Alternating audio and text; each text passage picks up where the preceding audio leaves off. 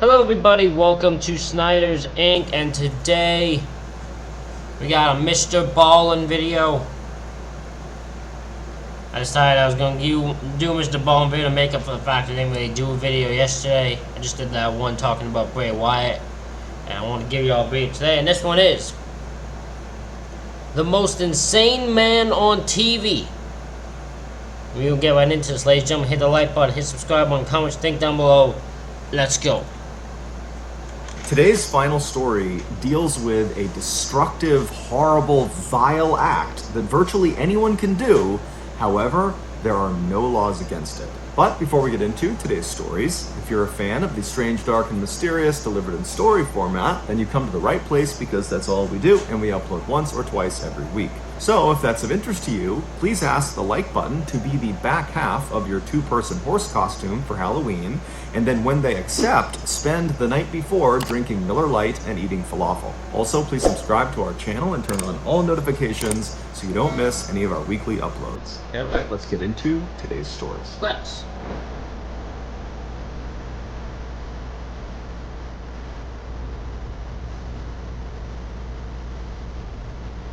Long-lost daughter. In 2007, 60-year-old Michael Dick was living in Bow, East London with his wife and two daughters. While his life was not exactly exciting, it was good.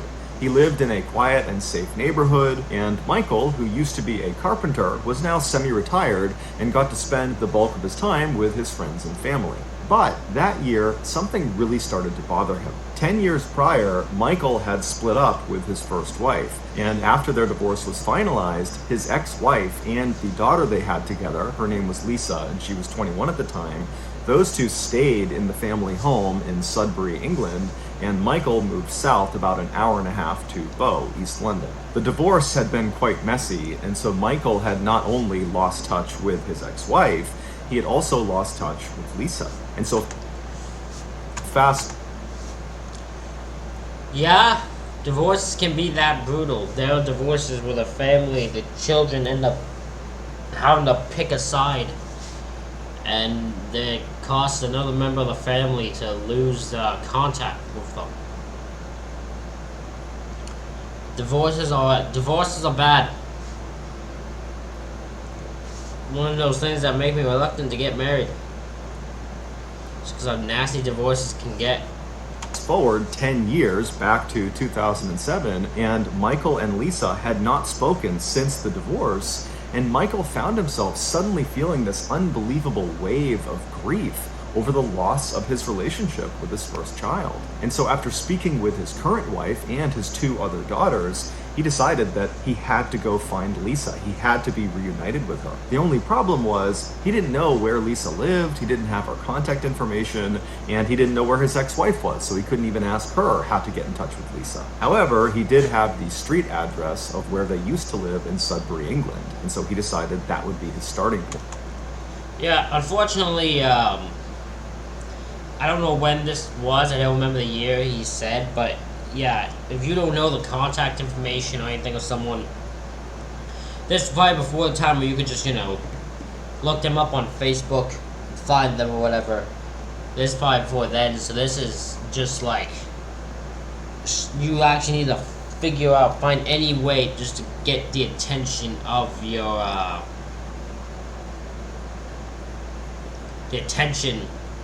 daughter, or well, we actually don't know if the daughter is even looking to want to reunite with her dad. He could find her and then she just reject him and say she doesn't have nothing to do with him. It's possible. So in August of that year, Michael and his two other younger daughters, they hopped in the car and they left Bow, East London, and they headed up to Sudbury. And when they got there, Michael navigated to his old street, which had brick houses lining each side of the road, and he drove down until he spotted his old house, and he parked right out front, and then he alone hopped out of the car, and he walked up to the front door, he took a deep breath, and then he knocked on the door.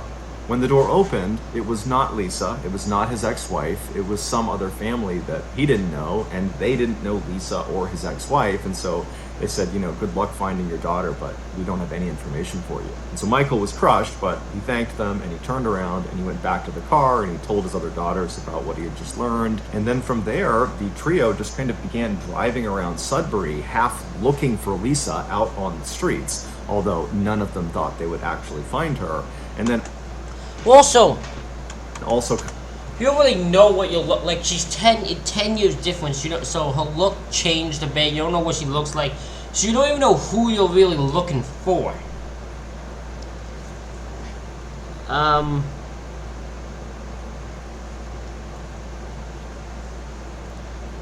it's gonna be hard to just find her. Not that gonna be an easy thing to do, even just driving down the streets. Kind of discussing what they were going to do next, because now they had nothing. And so as they're driving around the streets of Sudbury, they come to the realization that their best bet at finding Lisa is putting some sort of story in the local newspaper that hopefully she would see, and then she would contact Michael. And so they drove to the headquarters of the local... That's actually genius. That's actually smart.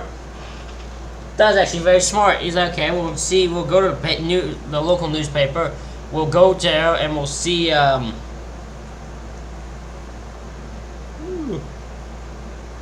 I'm sorry, I'm tired and I have no idea why. I slept fine. But as I was saying, because of the fact, then we'll get started. They went to the news, they like, let's go to the local paper, let's tell them our story, let's say they were trying to find the dog, see if they'll put it in the newspaper, and then maybe if they do, they'll get, she'll see it, and we can put up contact information for her to get a hold of us. That's actually smart.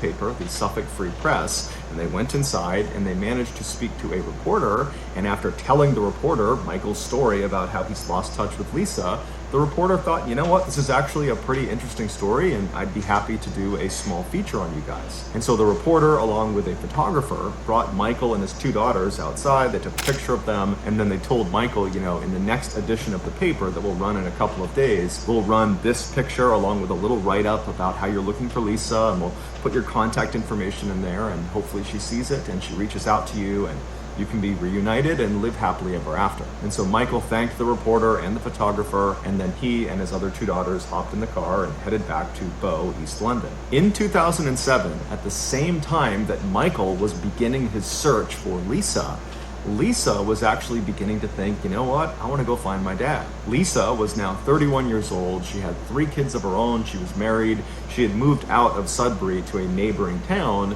And okay, hold on. Now my mood has changed. She is 21 years... So, hold on. She's 31 years old. This happened 10 years... She was 21 years old. Why did the 21-year-old feel the need to lose contact with her dad over their divorce? I thought this was like a young child, and that's why they did... No. This was a 21-year-old who could easily make her own decisions. I have no idea why she felt the need to lose contact with her dad here.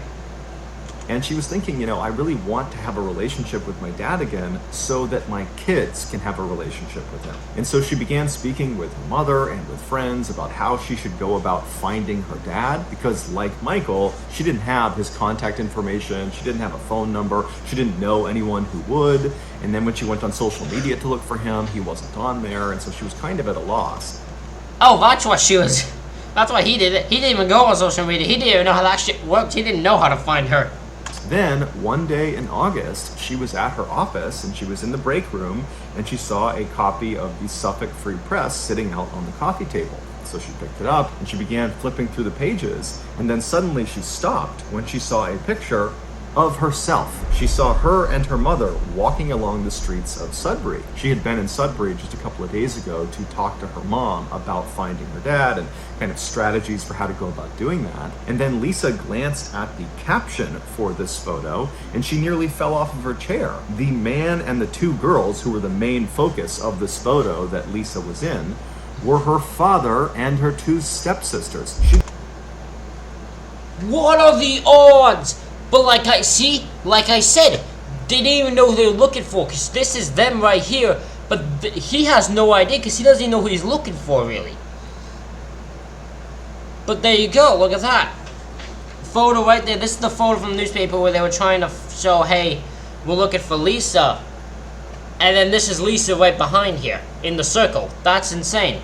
She just didn't recognize them. She just saw herself in the back of this photo. So purely by chance, after being apart for over a decade, on the only day that Lisa happened to be in Sudbury talking to her mom about finding her father, she was literally 100 feet behind her father and her stepsisters as they were looking for her and putting out this ad in the paper to hopefully find her.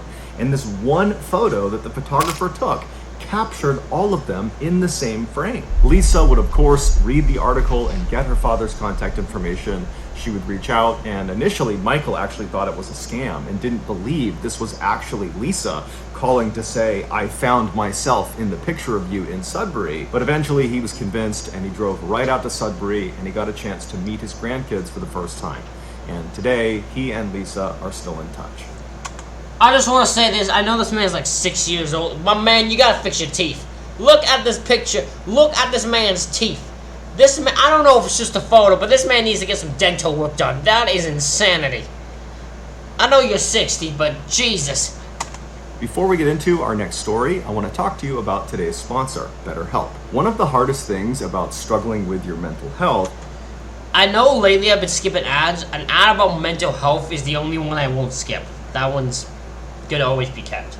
Is that oftentimes you don't actually know you're struggling with your No. mental health. Before I became MrBallen on the internet, I struggled mightily with depression. However, had you asked me at the time how I felt, I would have just thought I had a bad temper, not realizing that my bad temper was a symptom of deeper issues. Luckily, I was able to go outside of my comfort zone and seek out a therapist, and with their help, I was able to change my outlook on life and become a happy person again.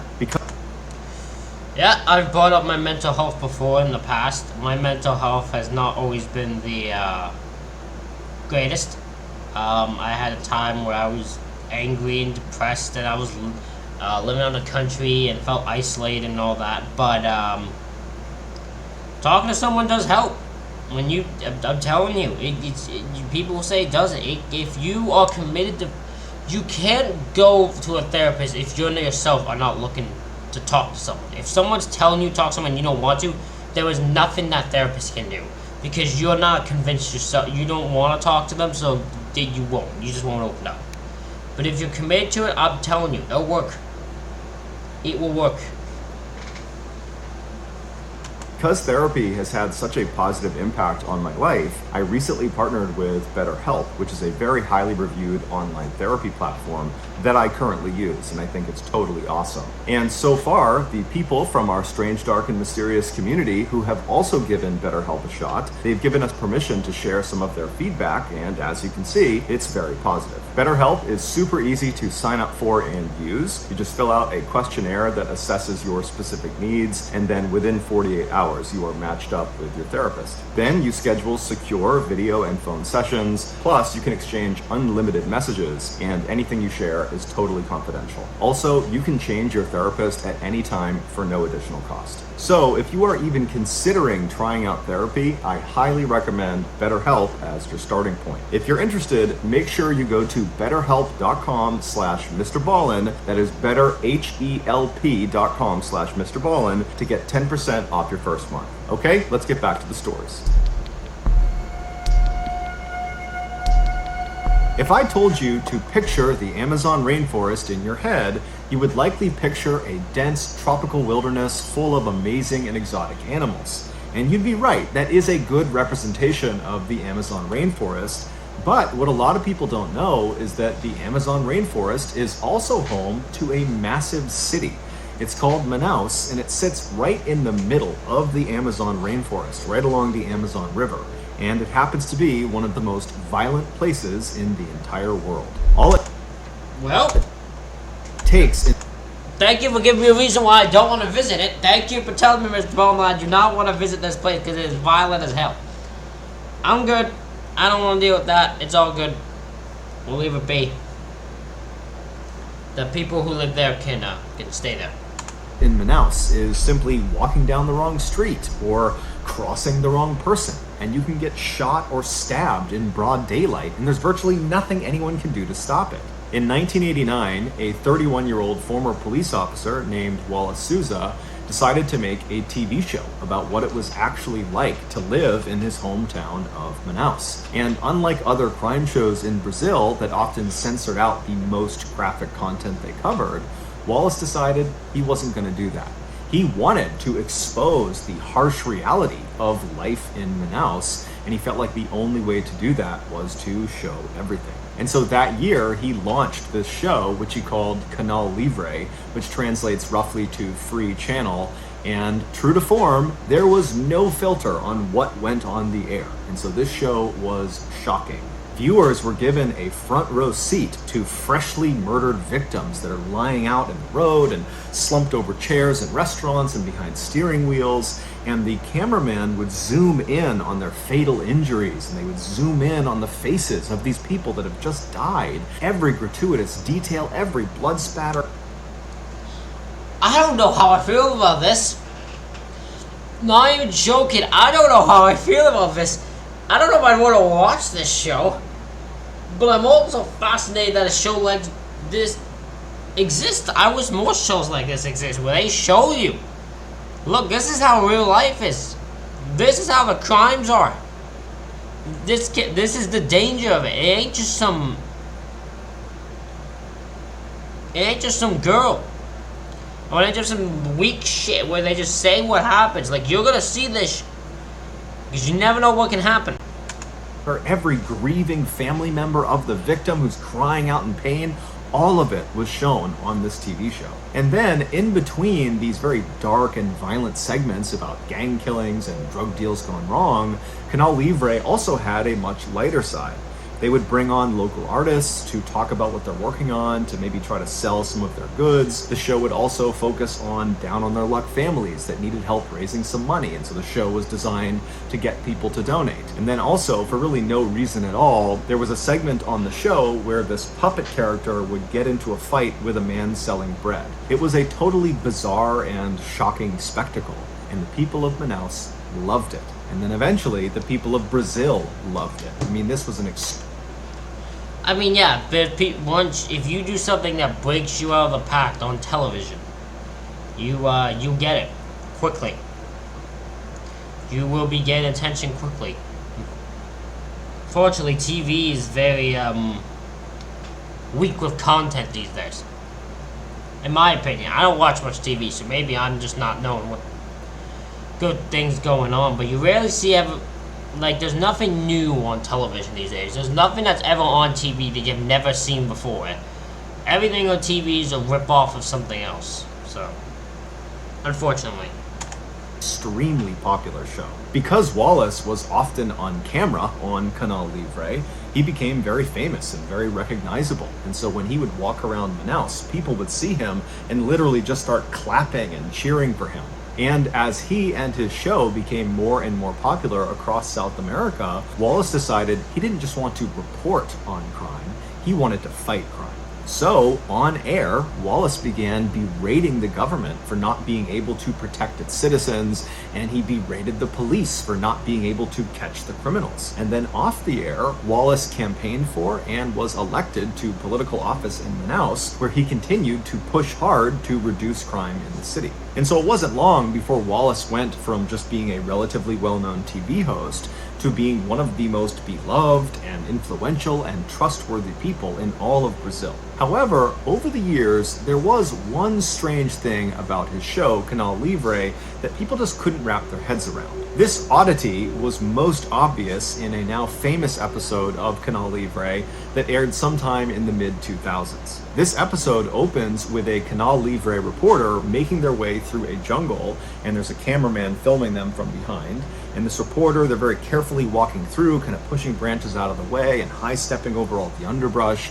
And then at some point up ahead, you see there is a clearing, and there is a third person standing in this clearing, and they're clearly looking straight down at something on the ground that we can't see. But this third person is very occupied with whatever is on the ground. And so eventually, this reporter makes their way through the jungle into this clearing, and then as soon as the cameraman gets into the clearing as well, he looks down at what is on the ground, And what you see is what appears to be a log that has previously been lit on fire because it's still smoking and it's black and it's charred. But as the cameraman zooms in, you see there are hands on this log. So you realize it's not a log, it's a human being who's obviously deceased. And based on how badly charred they are and how much they're still smoking, you realize very quickly that this person must have been on fire very recently as probably just a couple of minutes ago. Like right before the camera got here, this person was on fire. And so as you're kind of seeing this shocking image, the reporter suddenly talks about this person like he knows all the details of them already. He says, this person, it's a man, and they were not shot to death, they were doused with gasoline and burned alive. But at this point, the police had not come out. Okay, that's suspicious. Yeah, boss, if you know the information about what happened to this person before the police do, yeah, you're suspicious to me. That's suspicious. That's something that's something that'd be sketchy to me. Nah, that wouldn't be able to sit well with me. I think there's something up there. Yeah, that's suspicious. That would be something I couldn't figure out.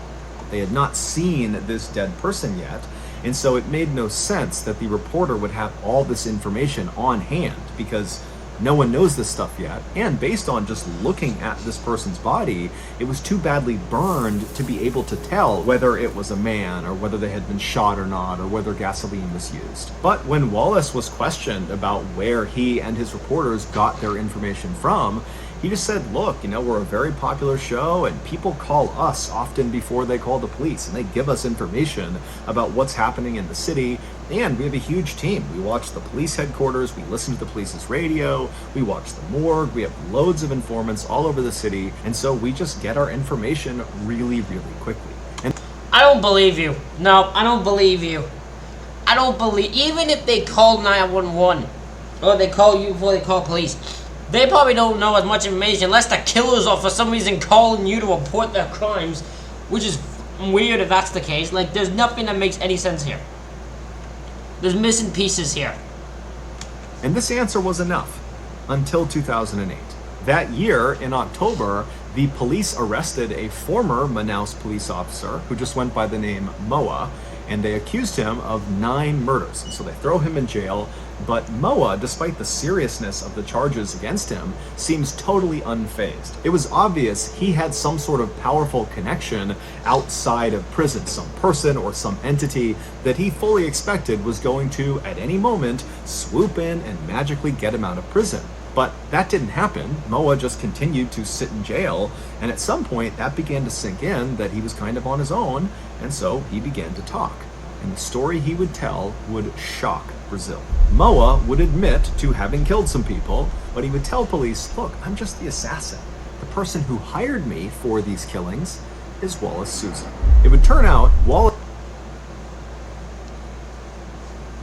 That makes more sense. So this guy was hiring a hitman to kill people, and that's why he knew the information, and that's why he knew about them, is because he's hiring them, and in a hitman thing, they want to know how you want them killed. So he knows exactly what he's doing. He knows exactly how he's dealing with these. Wallace Souza started his show, Canal Livre, with the best of intentions. But when his show became massively popular, and it in turn made him, Wallace, also massively popular and powerful, he became corrupt. And at some point, after his meteoric rise, he formed this very powerful drug cartel, and then in an effort to bolster his illegal dealings and to boost his show's ratings, he decided to start contracting hitmen like Moa to start taking out rival gang members in Manaus. And he would tell the hitman how he wanted them killed. And I'm sorry for pausing. There are people who are saying things on a video of mine that are just mean but yet funny.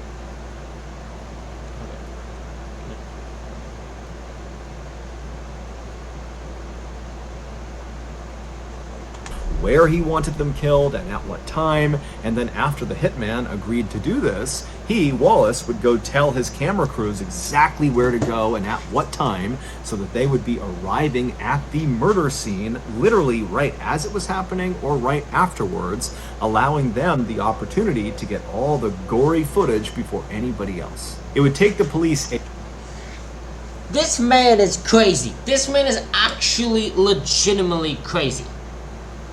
This is an absolute insane man, desperate for attention. And desperate to get murders caught on tape. So he caused his own murders just to people to get him. So the cameraman could get murders and get ratings. This man is legitimately crazy. A year to finally compile enough evidence to charge Wallace with murder, but they would do it in October of 2009, and eventually Wallace would turn himself in. However, he denied everything. And then before he went to trial, he would die of a heart attack in prison. And so we never actually got to learn the full extent of what exactly Wallace Sousa had done, how many people he had assassinated, and how many of them were shown on his TV show. But we do know that at least 3 of his assassination victims were shown on his TV show, one of them being the person that was found out in the jungle. They really were a man. They really had not been shot. They had been burned alive with gasoline at Wallace's discretion. But in the end, the person who paid the highest price for the Canal Livre killings was Moa, the hitman who blew the whistle on what was going on with the show. On New Year's Day in 2017, a crime syndicate overran the prison where Moa was being held. Now, they had lots of targets of people they were going there to kill, and one of them was Moa. They were furious with him that he spoke to police and gave up information about the drug trade in Brazil. And so eventually, this angry mob of gangsters made their way over to Moa's cell, and when they found him, he was pressed up against the back of his cell wall, basically as far away from the bars as he possibly could be, and he began pleading for his life, and this horde was not having it. They were only there to kill him. And so they all have machetes and knives, and they're looking at him through the bars, and they say, you know, we're gonna come in there, we're gonna cut you to pieces. And so then they start banging on the door, they're trying to hack the lock open, and Moa, he can't do anything. All he can do is kind of just keep himself all the way to the back of the cell and hope they don't get in. And eventually, they can't open the door, and they know it. And so they do the next best thing. They reach through the bars with a lighter and they light Moa's mattress on fire. And so Moa was trapped. He had nowhere to go, and so eventually the fire reached him and he burned alive.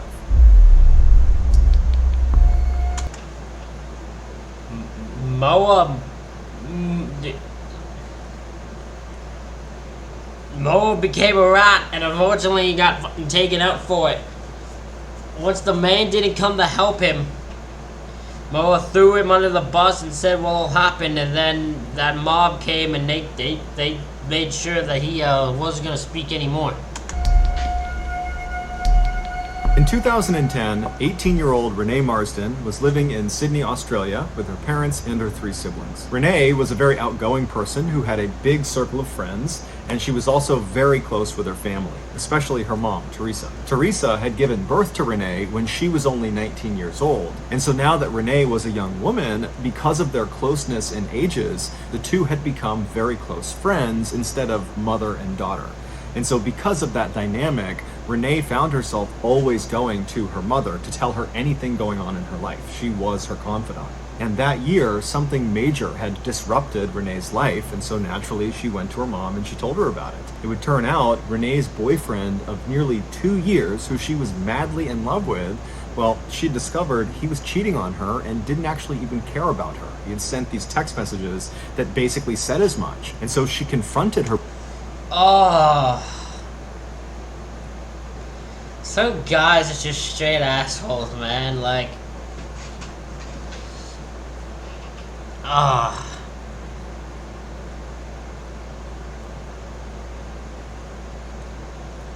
feel bad for people who have to deal with guys like that. I don't know why guys feel the need to cheat. You have no fucking reason you need to, really.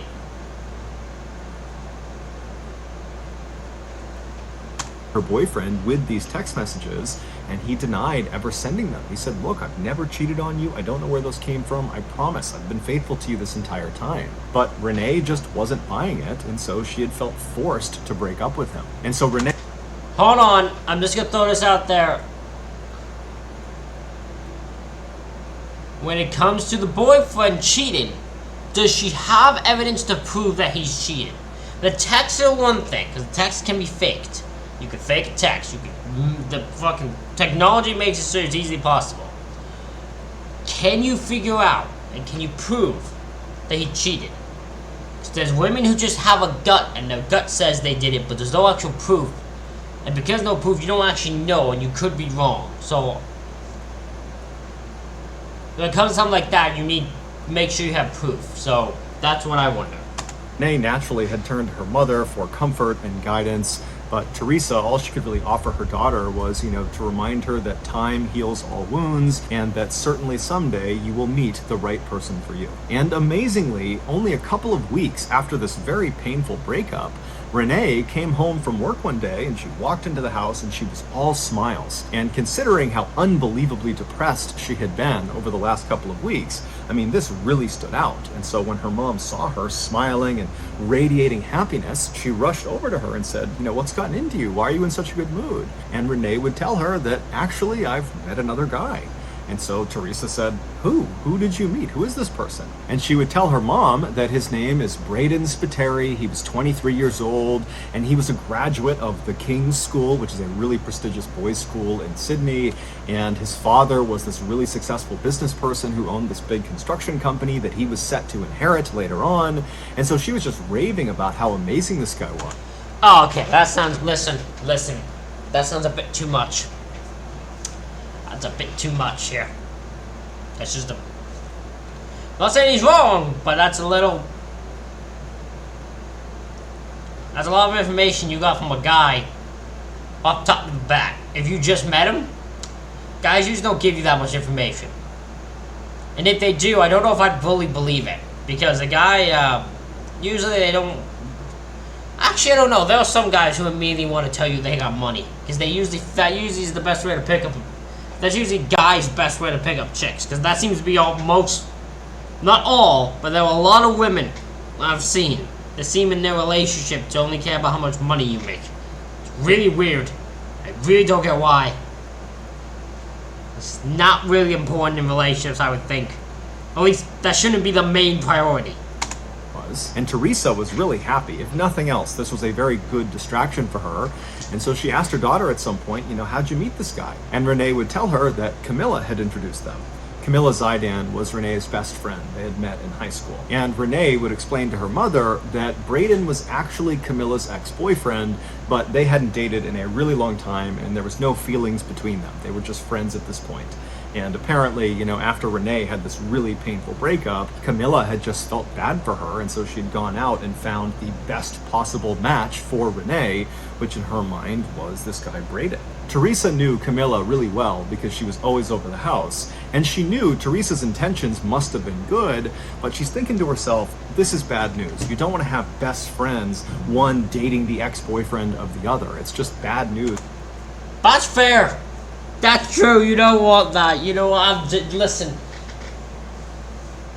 That's ended up happening to me before. That's happened to me before. Yeah, you don't want that. It's weird. It never goes well. Is waiting to happen. And so Teresa couldn't even help herself, and she says to her daughter, do you really think it's a good idea to be dating Camilla's ex-boyfriend? But Renee would tell her mom, look, Camilla was totally upfront with me. She just wants me to be happy. She thinks Braden is a good match for me. They don't have feelings anymore, not at all. She's totally in support. And so Teresa still very much had her doubts that this was a good idea. But she put those doubts aside, and instead she said, okay, well, can you show me a picture of Braden? Can I see what he looks like? And so Renee pulls out her phone and she finds a picture of Braden and she shows it to her mom. And right away, her mom is looking at this picture and seeing that Braden is a very handsome guy, big bright smile. But she sees in this picture, Camilla is very clearly laying on his shoulder like she is his girlfriend. And so again, Teresa's thinking to herself, this is not good. Someone is going to get hurt. But... Well, okay, hold on. Here's my response to that. Here's my one... You don't know when the picture was taken. If that was a picture that was taken yesterday, let's say, then yeah, that's a problem. That was a picture I was dating, that was taken a year ago when they were together. Her and the best friend. Him and the best friend. That doesn't mean nothing. You can't use that as a thing. But that shouldn't be the photo he sends you. So, still weird. Either way, this is a weird situation. But also, it's like, Camille being next to a line on his shoulder doesn't make him the bad guy. It doesn't make her the bad guy. It makes him the bad guy if he sent that to her. Because that's a weird photo to send her. Like, take a selfie, dude. But over the next couple of weeks and months, Renee and Braden texted each other all the time. I mean, Renee had her phone out basically 24/7 talking to Braden. The pair had made plans to meet up and see each other in person for the first time on several different occasions, but every single time they were set to go meet, one of them would have a conflict that would make it impossible to have this face-to-face meeting. And so before long, when they just could not get a meeting established, they kind of stopped trying to have face-to-face meetings. It was almost like they had built this really strong, flourishing relationship all via their phones.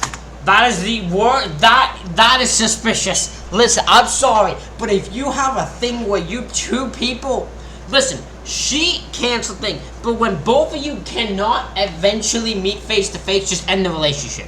I'm sorry, but if it becomes a scenario where for like months or years on end you don't want to meet face to face, if you can't video chat with each other.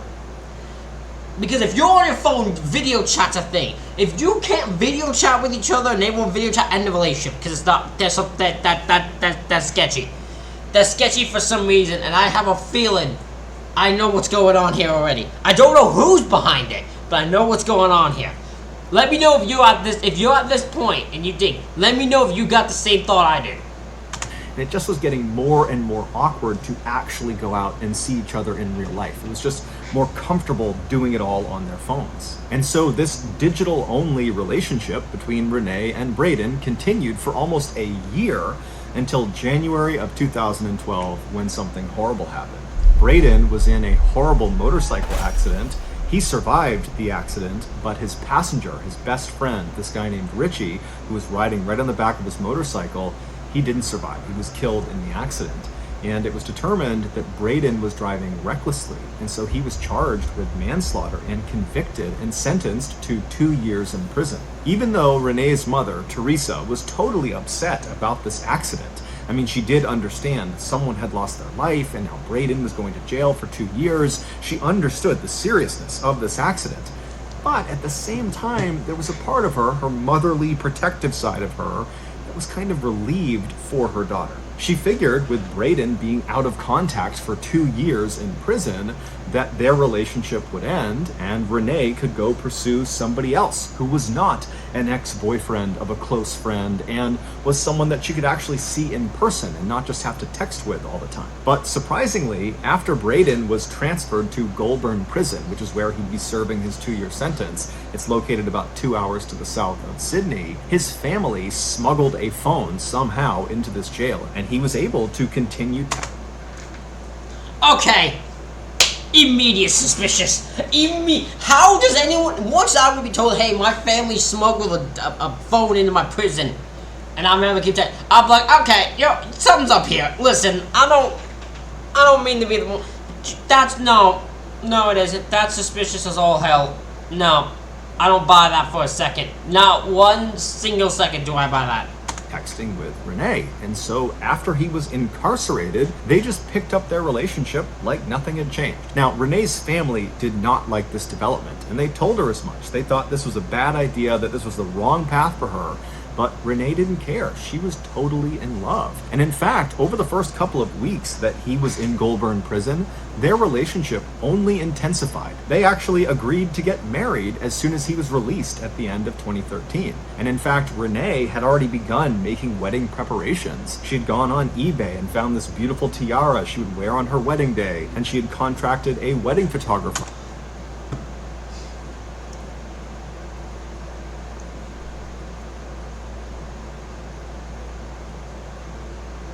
Why on earth are your ass preparing wedding preparations for a man who's in jail? Still in jail. Like, she's making his preparations when he's still in jail. Not when he's released, when he's still in jail. What?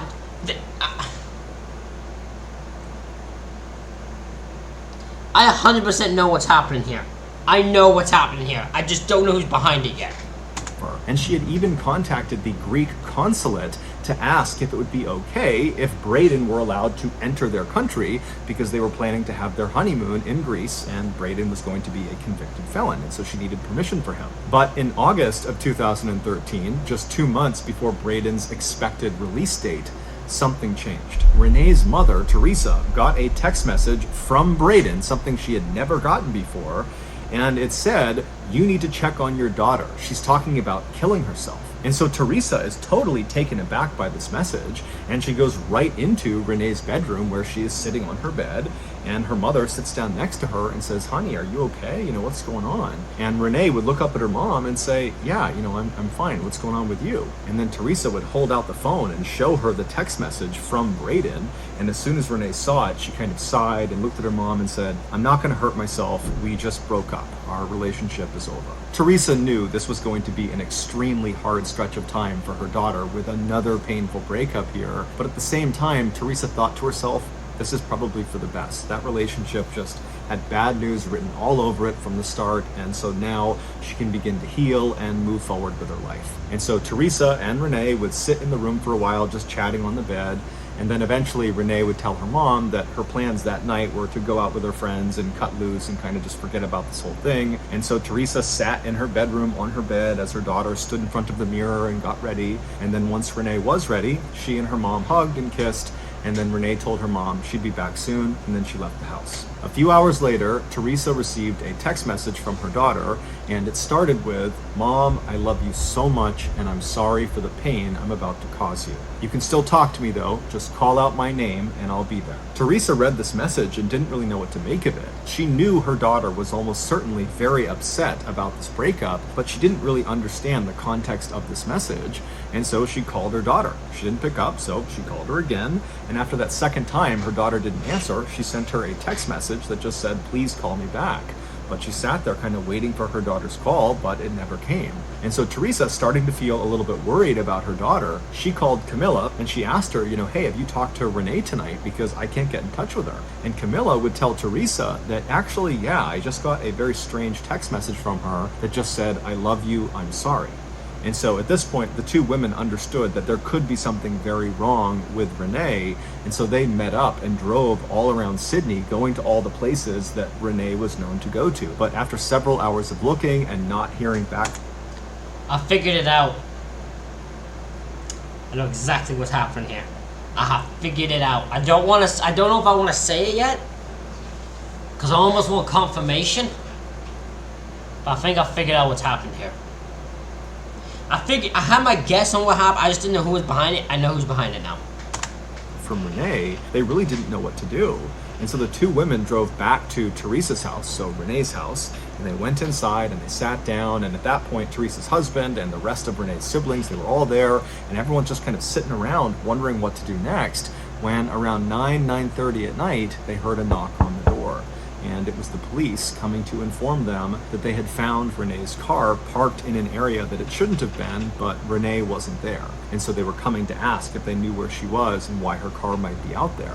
And so at this point, the family is totally terrified. They tell the police about these strange text messages, and then before long, the parents just rush outside, they hop in their cars, and they drive out to where their daughter's car is. And where Renee's car was parked was in an area called The Gap. It basically was this sheer cliff overlooking the ocean. The parents got out and they searched their daughter's car, but there was no sign of where she had gone based on the car, and so they began running up and down the cliffs. There was a sidewalk that kind of ran parallel to the edge of the cliff, and they're running up and down hoping they're going to find their daughter, but there's no sign of her.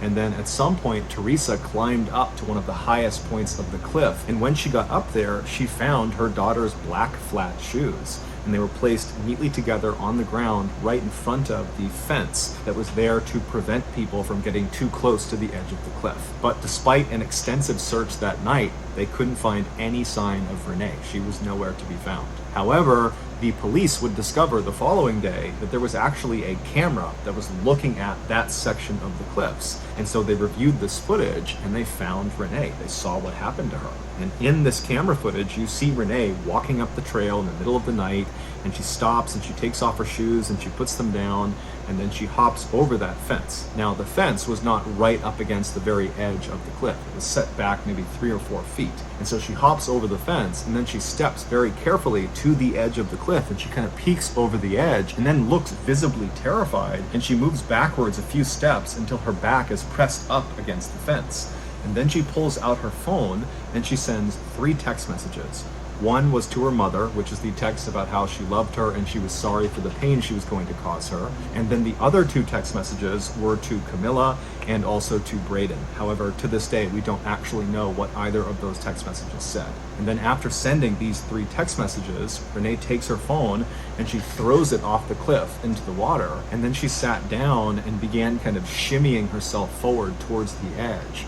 Now, the camera did not actually pick her up falling off the cliff, but it's assumed when she went out of frame that she had fallen off the cliff to her death. Her body would never be recovered. Renee's death was ruled a suicide. However, her family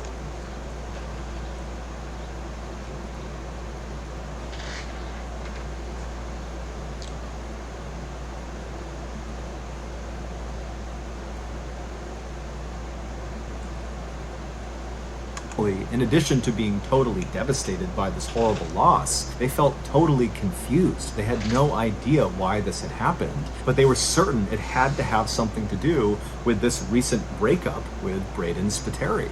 And so they tried to get in touch with Braden, but he wasn't getting back in touch with them. And so the family contacted the police and said, can you reach out to the prison where he is and set up a meeting? And so the police obliged them and they called Goulburn Prison. And when they spoke to the prison, they said, who? Braden who? Yeah, we don't have a Braden Spiteri here. We never have. And the reason was, Braden Spiteri wasn't real. Renee's friend, Camilla, had made him up. Yeah. What I thought... see, I didn't know it was... I'm not gonna be like the person who's like, I knew it was Camille, like, right at the beginning. No. Once it clicked in my brain is when they randomly brought her back up into the story. That's when it clicked in my brain who I knew it was catfishing. And the reason I knew it was catfishing is just the way it was being done. They're not talking via video, they're not talking and seeing each other in person. Him randomly going to jail, his perfect little life of how he has a bunch of money, he's doing a bunch of stuff. Suddenly he's still able to text while being in prison. It was too many things that were just not ever adding up to make me go, oh, that's catfishing. That's why online people, when they try to do that with me, don't work. Because I can easily scout them out. I figured that part out. Rarely ever does a long catfishing scenario would work. Very rare. I know one person now is gonna be like, I'll try it, see how it works with him. It's not gonna work.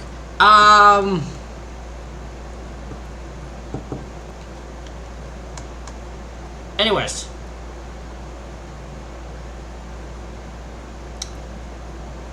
Get what I was gonna say. What was I gonna say? Oh, I realized thing, and then once I realized that Camille had made him up. I don't know if the goal was, hey, just to let me create a fake dude so she'll be happy, or I don't know if the thing was like a control situation. I don't know, but this is the last thing. This is a nasty, horrible thing something would do. There's no law against it. It's just so fucking weird. He was a fictitious person. That picture of Braden Spiteri where Camilla is laying on his shoulder, that was just some random person she had met in a club. Camilla had always been very possessive of Renee ever since they had met in high school, and at some point she had just decided that she wanted even more control over Renee. And so the first thing she did is she convinced Renee that her earlier boyfriend, the one she'd been dating for 2 years before Braden, she convinced Renee that he had been cheating on her the whole time, he was unfaithful, that he didn't love her, and then she had created those text messages and given them to Renee and... Renee, hold on.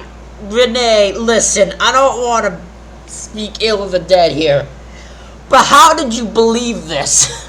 You can't... Listen, this has to be a thing that has to... You can't just take your best friend's thought at her word without evidence. You can't just have her say, your boyfriend is cheating on you, and somehow you just take it that has to be the case because she says it. That can't be a thing, because that will make you look stupid. It will make you look stupid because it's in this case. Listen, it's wrong. She created text messages. She gave you text messages. He didn't tell you. She didn't send it. He didn't send you text messages. She got text messages and gave them to you and showed them this. Look what she's saying about you.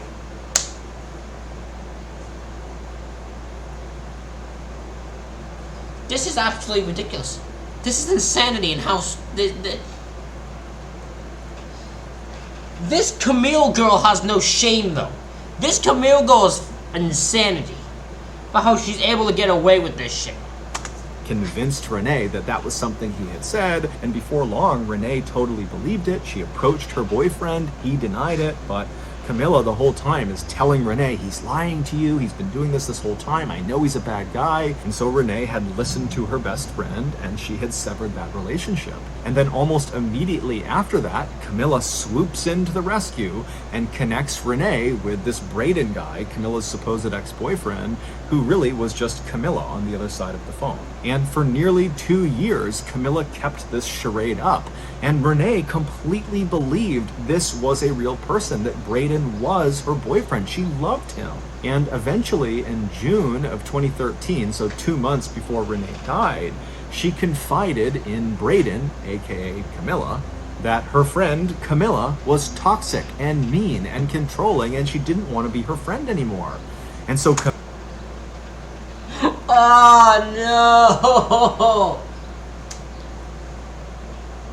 Oh, Camille, I'm playing backfire on you, want to control, and then she's realizing you need too much control. She realized this is you on the phone, but she realized you want too much control, and you're controlled and mean and toxic, and she wants to get rid of your ass. Camilla, she's reading this, and she's furious. And so she decides the only way to get revenge on Renee and regain control of her is to have Braden break up with her. And so 2 months later, on August 5th, 2013, so on the day that Renee died, she was out to lunch at around 1 p.m. with a coworker when she gets a text message from Braden that just kind of comes out of the blue, and it says, I need a break from you. Now, this is around the time that they're planning their wedding. And so Renee is totally heartbroken, and she's trying to get in touch with him and call him. He's not picking up. And then fast forward to about 2:45 p.m. that afternoon, we know Renee called Goulburn Prison. It was the first time she had done that.